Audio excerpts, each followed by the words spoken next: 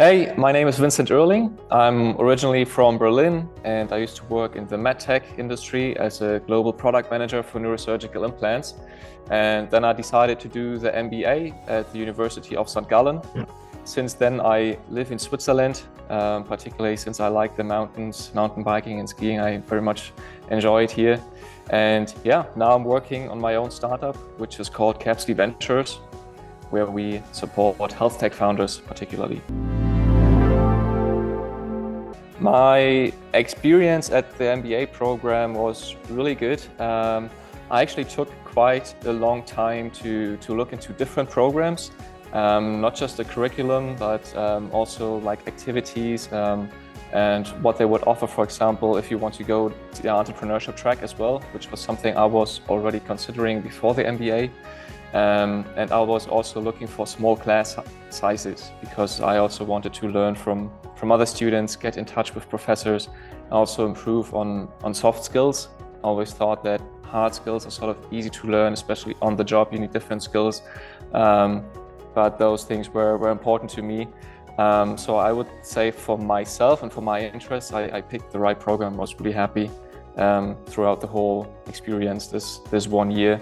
I mean, the first 6 to 7 months have been really tough. There was quite a lot of pressure that they also wanted to put on the students, I believe, but I definitely enjoyed the experience. Yeah, regarding KAPSLY Ventures, I'm working on this for about 2 years now. I've always been very interested in like equity sharing so that employees and other people who provide support to a startup can basically also benefit then from the success really. So I was always interested in also owning company shares of startups. And so I was thinking about working with a couple of medtech startups and getting a compensation in equity partially. And then the idea really for KAPSLY Ventures came up during a hackathon where we were working on a business idea to create a marketplace, sort of like Upwork, where startups could pay with a token that would represent a share of their company.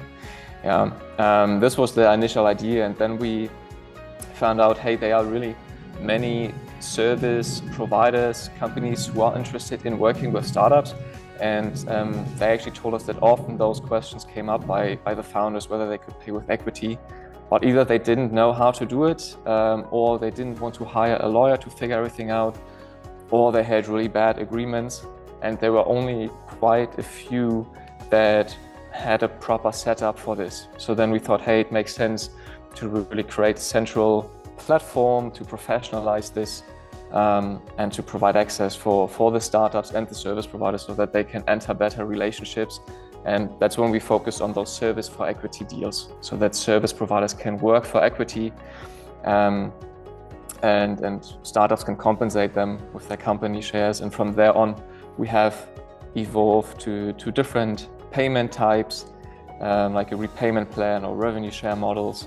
And now we're also working on a business angel club so that we can really also invest into startups. I'm not like preaching entrepreneurship or telling people, yeah, you should all start your companies. I mean, this is really like a big decision, so everyone has to make up their own minds. But when it comes to that in the beginning for us, I mean, since we talk about equity compensation and those things, and also about the team setup where you always need to split equity among the co-founders, those are really important topics that is often not really a very public topic, also during entrepreneurship classes and so on. So I think that I can definitely provide some insights about how those situations can be handled.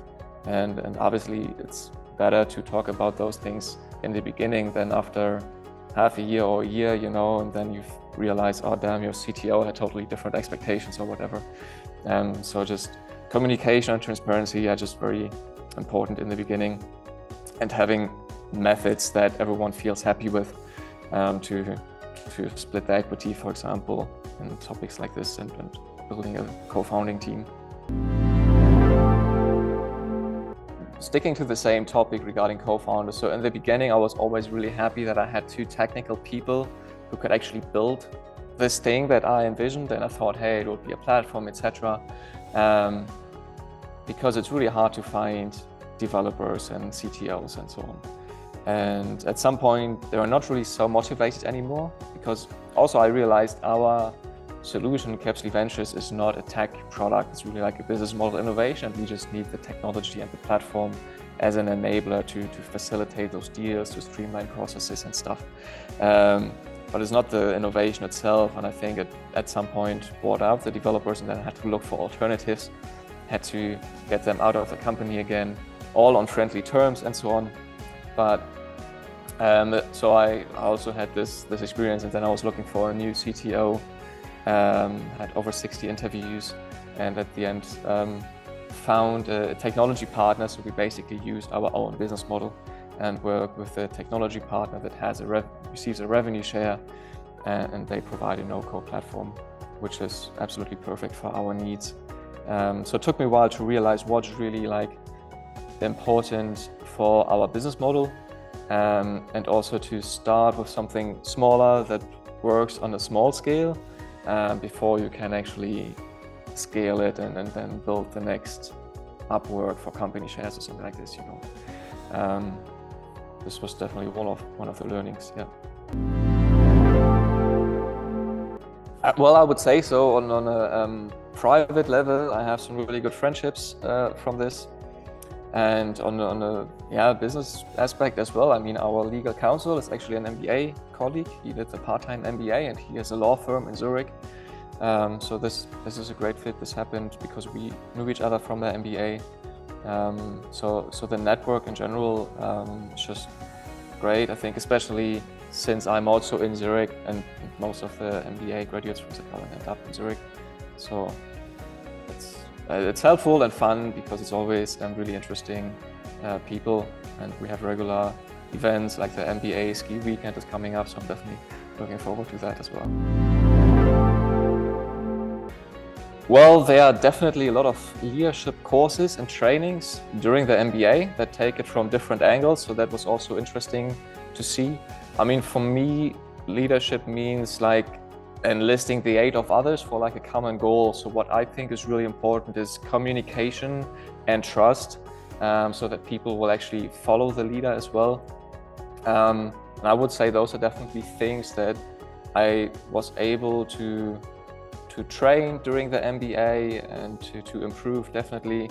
And again, this was also especially the soft skills part, and I'm not describing myself as a great leader at the moment. I think this is really like a long process and I'm still young and on the way to get there, I believe. Well, actually, to be honest, I don't know too much about the St.Gallen Startup Week because this is the first year they are doing it. There used to be the Learning Assessment Week, or what we called it LAW in short.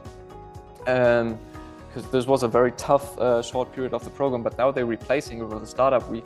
I think it's a great opportunity for all the students, because I believe entrepreneurship is something that definitely deserves more attention in MBA programs, because I believe MBA students or graduates can make actually great founders, because often they have diverse backgrounds and then they get this management education on top.